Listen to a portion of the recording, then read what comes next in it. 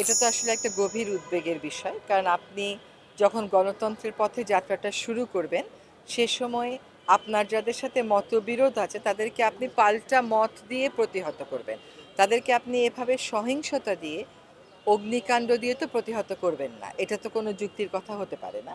আমরা একটা নির্বাচনের দিকে যাচ্ছি এবং সেই নির্বাচনের আবহটা বজিয়ে রাখতে, নির্বাচনের একটা উৎসবমুখর আবহ তৈরি করতে, গণতন্ত্রের জন্য প্রধান বার্তা তৈরি করতে, যেখানে গণমাধ্যম একটা ভূমিকা পালন করবে, সেখানে যদি আপনি সেই গণমাধ্যমের ভূমিকার সাথে একমত না হন, আপনি আপনার ভিন্ন মতটা আপনার মতন করে প্রকাশ করবেন।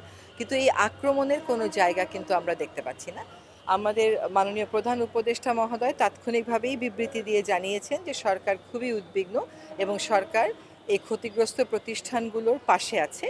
আসলে সরকার হিসাবে আমরা এই সহমর্মিতাটা জানাতে এবং আপনাদের নিরাপত্তা জোরদারকরণে, আপনারা যাতে স্বাধীনভাবে কাজ করতে পারেন, সঠিকভাবে কাজ করতে পারেন, মুক্ত আবহে কাজ করতে পারেন, সেটা করার জন্য আমরা কি করতে পারি সেটা বুঝতেই আসলে আপনাদের এই কার্যালয়ে আজকে আমি এসেছিলাম।